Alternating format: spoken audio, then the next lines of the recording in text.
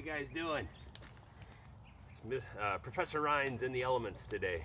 And I think this is part 6. It's good to see you. We're out here in Del Santos Woods along this little creek, so let's get started. This is kind of a continuation of the standard that we covered last week. Actually, the last couple of weeks, that ESS 2-2 that said describe and graph the amounts of salt and fresh water in various reservoirs to provide evidence and proof about the distribution of water on Earth. So I thought, what better place than to come out along this little creek right here. I'm going to read you a book today, and we're going to get started in that. We'll cover it throughout this week. I'll be reading some stuff, showing you some activities, experiment type things with water, and then asking you a few questions that I'll have you answer at the end. So let me take off this backpack. Before I do, I wanted to show you my t-shirt that I have on today. Can you see that? It says, two of my favorite Great Lakes are Lake Michigan and Lake Superior. And this is a t-shirt that says Lake Superior, unsalted, because it's one of the biggest freshwater lakes that we have around. Unsalted and shark free. So I guess that's a good thing. Remember that we always said when we read Paddle to the Sea that it looks like a wolf head kind of outline shape because it's a wild lake, wild area. All right, hey, check it out. Got a blue chair for today so I can sit and read to you guys. That'll be fun. Kind of sink right down in the mud. Perfect. Got my reading spectacles.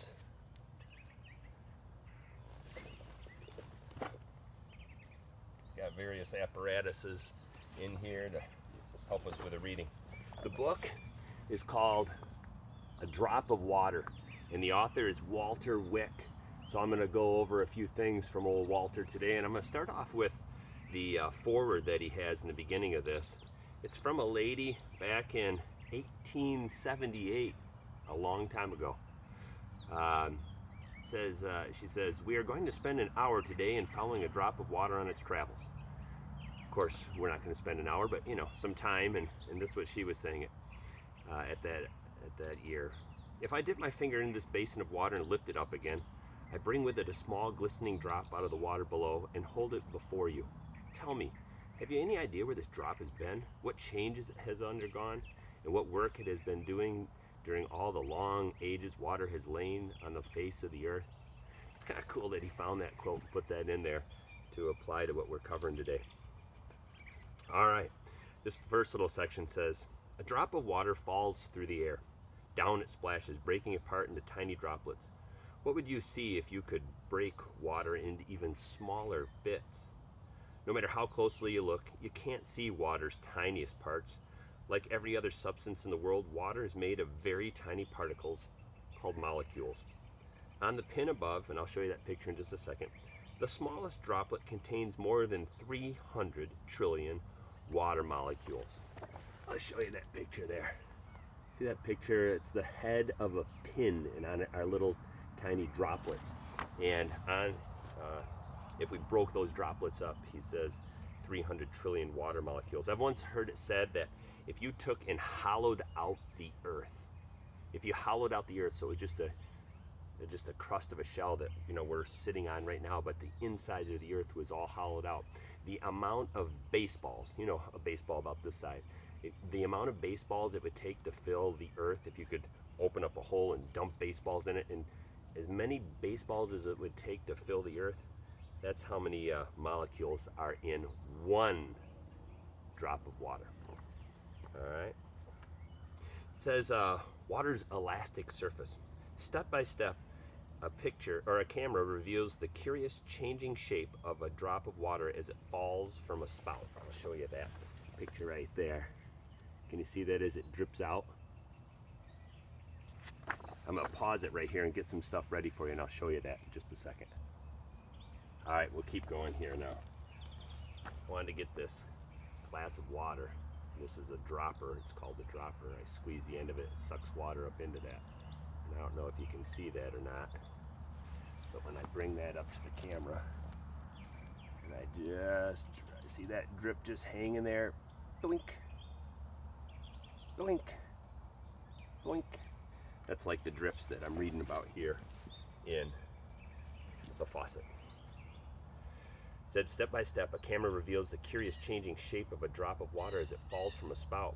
The drop grows heavy and begins to fall. As it breaks from a strand of water, the drop shrinks itself into a round ball or sphere. The drop flattens, then elongates as it falls. The strand, meanwhile, breaks into tiny droplets. The impact of the drops hitting the water causes a new strand to bounce back out as another drop breaks away. Because water molecules cling to each other like tiny little magnets, a drop of water can stay in one piece even as it falls through the air. But the molecules at the water surface cling with a force that causes the surface to shrink. This force is called surface tension. I bet you guys have probably felt this when you've dove into the water off from a dock into a lake, or from a high diving board down into a pool. When you smack that surface, you felt that surface tension a little bit until you could break through that tension and down into the water below. When the surface of a drop of water shrinks to its smallest size, the drop forms a sphere. The sphere stretches because of the drop's weight and motion, but surface tension helps keep the drop together as if it were held in an elastic skin. So even if I took, I don't know, some water like this, and I added it into, I don't know, a pitcher like this, and I had a perfectly round rock in my pocket like this. Look at that nice little kind of a round rock right there. When I drop that rock, boink, see it splash up out of there again. Boink. See it splash out. One more. This piece of little granite here. Boink.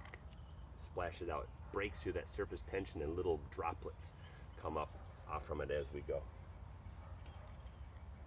One way that I can show that surface tension comes up in this next little section. And this will be the last one that I read today. It says, floating steel in wild ways. This steel pin that I'm going to show you in just a second seems to magically float on water. In fact, the pin is not really floating, it is held by the water's surface tension. This works only if the pin is very carefully lowered onto the water surface. Otherwise, the pin, because it's metal, will sink. Just like I did with the rocks, an egg dropped from above transforms the calm surface of the water into a wild wave that splashes out. Immediately, surface tension forms wrinkles in the wave, breaks the jets of water, and shapes the smallest droplets into tiny spheres that pop out when I drop the water in, or drop the rock into that water. So here's a picture of, like, they dropped an egg, I dropped a nice little round rock, and here's this pin, and I'm going to do that with you right now. It's kind of cool. I know that during the coronavirus, we don't want to waste too much toilet paper. Apparently, people went crazy buying toilet paper, so I brought one little tiny square, and I'll take a quarter of that for another little one. I brought out my sewing kit. Yeah, I've got a little sewing kit for little repairs and whatnot, and I'm going to take out a needle. See this needle? There it is right there. I'm going to float this needle in this jar with this little cup of water. To do that, check it out. I'm going to take this pin, I'm going to lay it on this piece of toilet paper, make a little crease like this. Now let's see if I can show you without creating too many waves on this. I don't know if I can keep it still enough. I don't want too many waves in it, otherwise it will end up sinking. I'm going to lay this right on top of the water, and after a bit, the toilet paper is going to sink.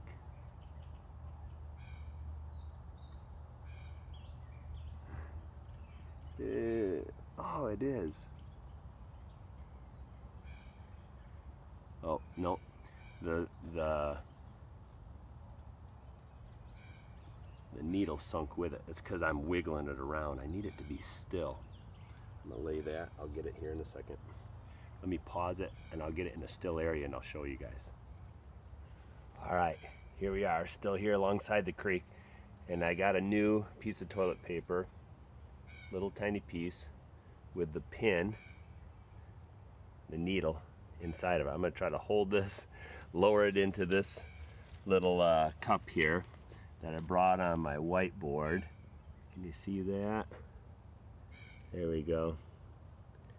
And I'm gonna try to lay this right down in here. Well, managing all of this, you get to see it live because I'm not gonna stop the video. So we'll just keep working on it until we can get that to work like that. All right, let's see if we can drop that in there.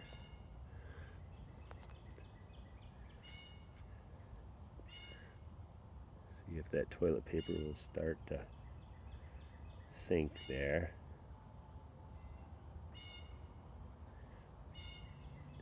And then the pin will, I can see the pin starting to float and move in there.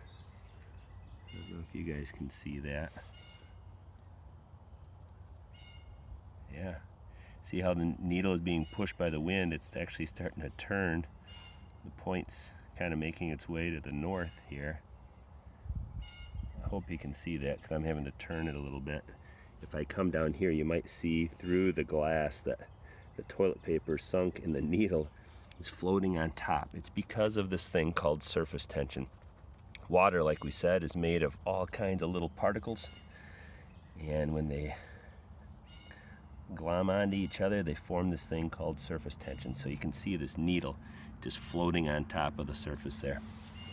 Just like this creek that's making its way behind me. Hopefully you've had a good day just in the woods with Mr. Rhines. All right, so that's day one of our reading some stuff from the book, finding out a little bit more about water. So enjoy the rest of your day. Peace out.